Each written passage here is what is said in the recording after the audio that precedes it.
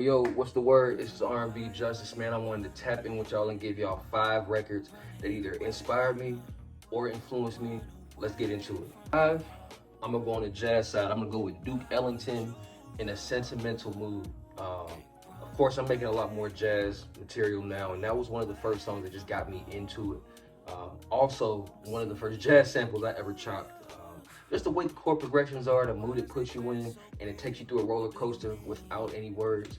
You gotta love it. So yeah, in a sentimental mood. Number 4, I'm going with Pharrell or the Neptunes or N.E.R.D. Run to the Sun, man. I remember when I was a youngin', that album had a studio version and it had a live drums version, which was insane. Of course, it caught my ear, and Pharrell being like my top 1 or 2 producers, man, as far as influence and just inspiration, man. That song, it just has a vibe to it. It's got a vibe to it, and I think once I heard the live drums version, we was out of there. It was out of there. It definitely played a role in how I started playing chords and learning and wanting to dive deeper into it. So, N.E.R.D. Number 3, I'm going straight Dr. Dre, one of my other, of course, top producers as far as inspiration. Dr. Dre and Snoop, they got a song called Imagine. It helped. It's like a minimalist beat, but of course, you know, Dr. Dre's mixes are like top notch every time, down to the smallest thing on the beat. He and Snoop just talked, you know, just about imagining different scenarios of life and put you in that vibe, put you in that world of just like retrospect. And then 2, I think you got D'Angelo on the hook who just brings everything home. And it's just so saucy. It's so saucy. It's an easy listen. It's got that signature Dre West Coast bounce. You know what I mean? Definitely my number 3. Dre and Snoop and D'Angelo. A good one for number 2, we're gonna go Talib Kweli and Mos Def or Black Star, called Respiration. Back when I was a kid, I used to skateboard a whole lot. I used to skateboard right here in this crib before everything was finished up.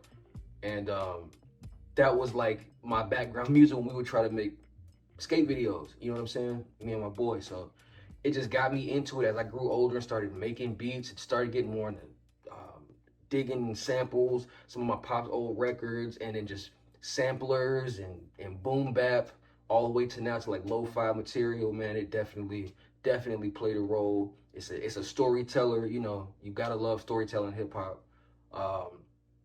And it's just smooth. It's just smooth. You know, I pride myself on making a lot of smoother stuff, and that one definitely helped me get to where I am now. Just even down to the arrangement, man. You know what I'm saying? So, Black Star. Number 1, this is a good one. I'm gonna go with Maxwell. It's a tie. It's a tie. Maxwell, is it the Urban Hang Suite album? I think there's 2 songs on there. I think one's Ascension. You can look at my page. I got a flip to that one. And there's another one. But we're gonna go with Maxwell Urban Hang Suite. That's that weekend cleanup music. When I was a kid, me and my pops, my moms, we would just, that'd be playing in the crib while we clean everything up. And you know what I mean? It's the vibe. And you know, Maxwell's known for that smooth. So it's just, it played the role in hearing a bunch of different ways people make that smooth vibe, and played a role in how I wanted to dive deeper into producing what I produce, man. So Maxwell, Ascension, Urban Hang Suite.